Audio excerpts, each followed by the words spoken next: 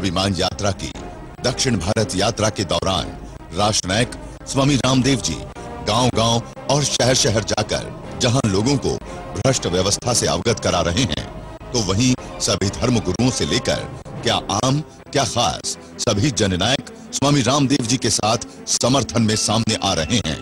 इसी यात्रा के अंतर्गत युग पुरोधा स्वामी रामदेव जी पहुंचे बेंगलुरु में श्री श्री रविशंकर जी के आश्रम the art of living international centre के योग a science for world peace में, जहां स्वामी जी का श्री श्री रविशंकर जी ने शॉल, माल्यार्पण व फल भेंट कर स्वागत किया। इसके बाद स्वामी जी व श्री श्री रविशंकर जी के साथ अन्य संतों ने दीप प्रज्वलन किया। इस अवसर पर श्री श्री रविशंकर जी ने तथा आर्ट ऑफ लिविंग के अन्य सदस्यों ने अपने उद्बोधन में कहा, आज भारत में कोने कोने में योग और आयुर्वेद पहुंच गया हो, उसका श्रेय बाबा रामदेव जी को।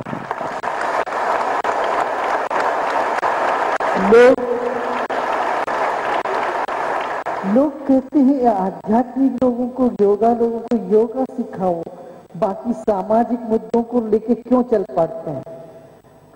भाई, युद्ध के प्रांगण में योग सिखाया गया पहले भगवान कृष्ण।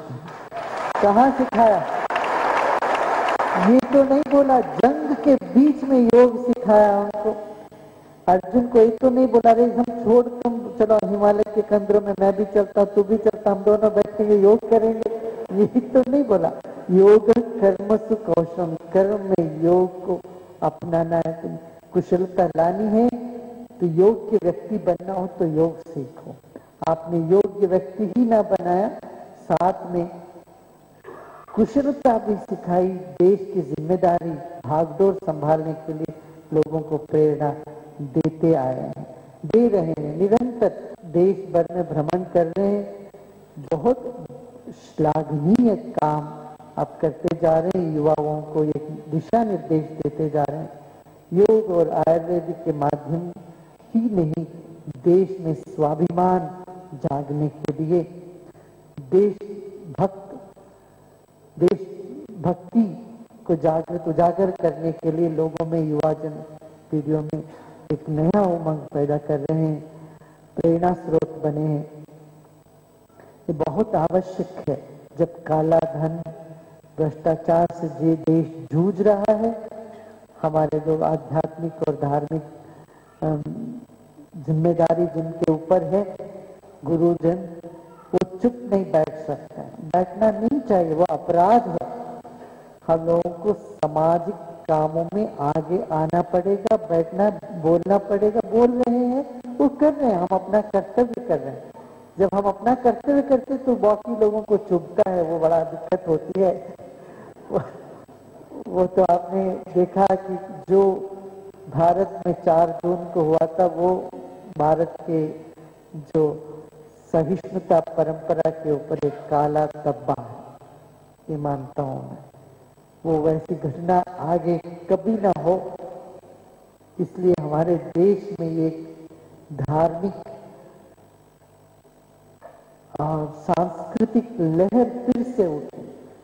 भारत की सांस्कृतिकता यही कहती है कि सर्व सहिष्णुता और न्याय और धर्म के लिए प्रति जो खड़े होते हैं उनको सम्मान देते हैं।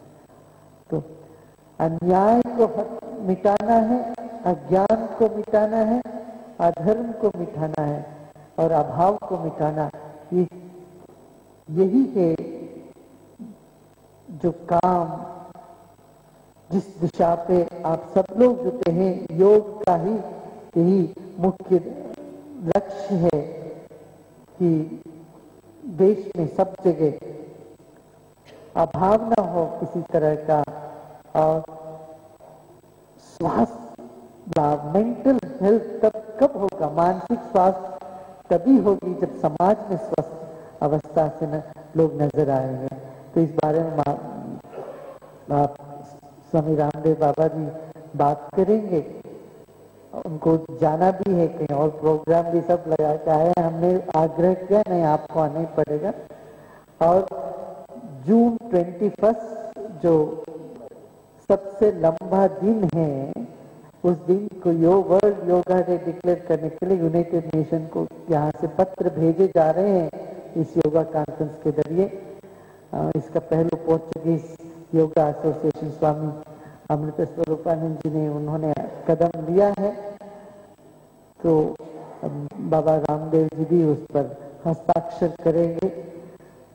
देखिए आज वर्ल्ड वुमेन्स डे है, वर्ल्ड एड्स डे है, वर्ल्ड टॉयलेट डे है। कभी सुना? वर्ल्ड टॉयलेट डे है, अभी हुआ पिछले हफ्ते। हाँ, और वर्ल्ड योगा डे नहीं है। तो ये बहुत जरूरत है कि वर्ल्ड योगा डे का डिक्लेरेशन होना चाहिए। तो हम लोग एक अर्जी भेजेंगे, मुझे यकीन है ये तो स्वीकृत हो जाएगा। हम बन की मून को ही भेजेंगे, जनरल सेक्रेटरी यूएन का। तो उसमें आपका दस्तखत की जरूरत है। You can bring the paper and you know Swami Ramdev ji will sign and then you will speak.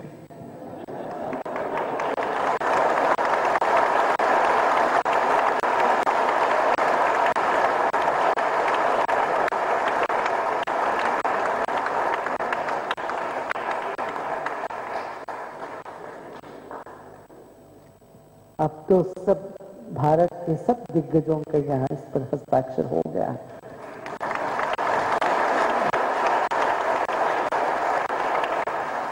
वयोवृद्ध ज्ञान वृद्ध, कल हमने देखा कि 80 साल के 88 साल के थे कि अपने बीकेएस अयंगार जी ने इस पर हस्ताक्षर किया। अभी सबका उसमें हुआ है, ये तो जरूर कामयाब हो जाएगा। ये काम नमस्कार। अपने उद्बोधन में कहा, I can understand English but I cannot speak very well English. I will speak in Hindi.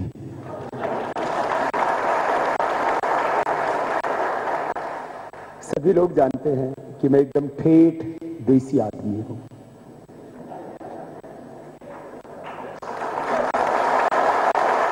मंच पर उस ऋषि परंपरा का प्रतिनिधित्व कर रहे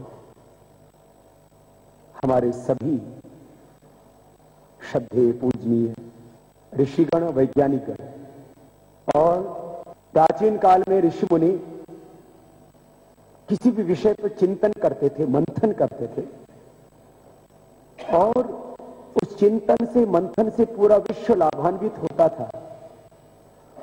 उसके केंद्र अलग अलग हुआ करते थे।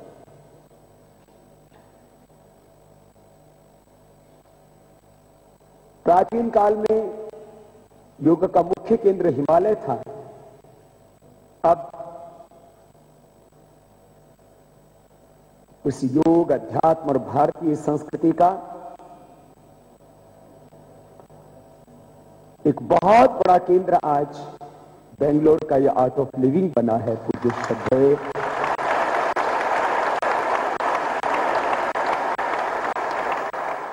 मैं क्या बोलूं, नाम बोलने में थोड़ा संकोच होता है।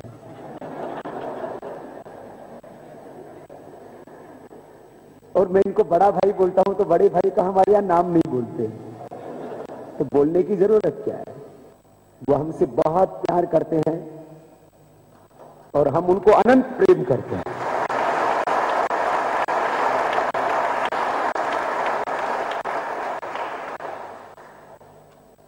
और हर ध्येय में साथ में है।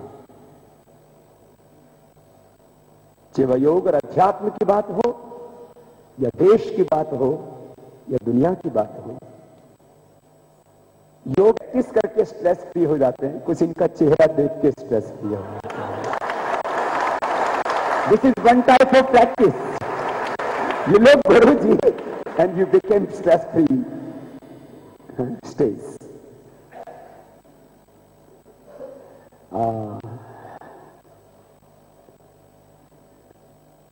ये अभी हमने आपको लेक्चर दिया क्योंकि मुझे लेक्चर देने के लिए बोल दिया था। मेरे से पूछा आप कब आ रहे हो इधर, तो मैंने कहा मैं 5 तारीख को आ रहा हूं। तो बोले आप आश्रम में आ जाओ। मैंने कहा जाऊंगा। फिर मुझे बोला कि एक कॉन्फ्रेंस है उसमें बैठ जाओ। मैंने कहा बैठ जाऊंगा। फिर बोले उसमें एक भाषण देना है, तो हमने कहा दे देंगे। फिर यहां आके पता लगा कि एक सिग्नेचर कर दो, मैंने कहा कर देंगे। मेंटल हेल्थ प्राप्त करना हो तो जैसे बड़े कहते हैं वैसे कर लो, और जो बड़े देते हैं वैसे खा लो।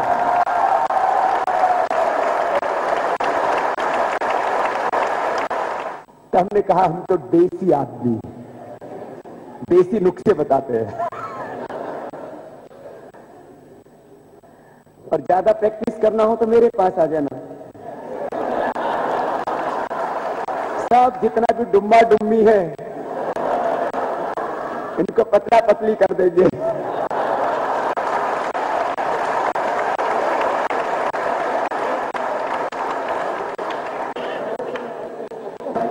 और मेरे लिए योगी हो जाओ। योगी होगा तो अच्छा गृहस्थ होगा, योगी होगी तो अच्छी मां बनेगी, रामकृष्ण पैदा करेगी, नहीं तो रावण और कंस पैदा करेगी, वो हमको और गुरुजी को परेशान करेंगे।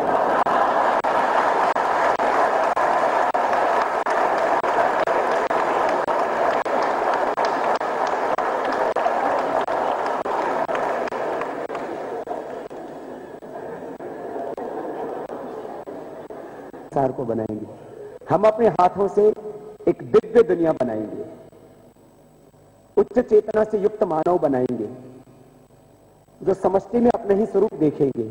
और यही सपना था श्री अरविंद का, यही सपना था महर्षि पतंजलि का, यही संकल्प था संपूर्ण ऋषि सत्ता का, और यही संकल्प है ये जो आपके सामने ऋषि सत्ता बैठी है, इस सबका, इन सबको मेरा बहुत बहुत प्रणाम।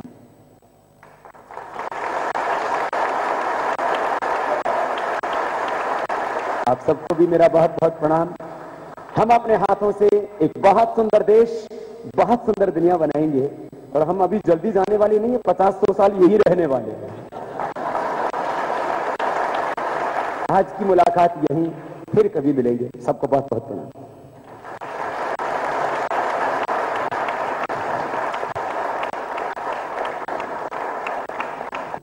स्वामी श्री बाबा रामदेव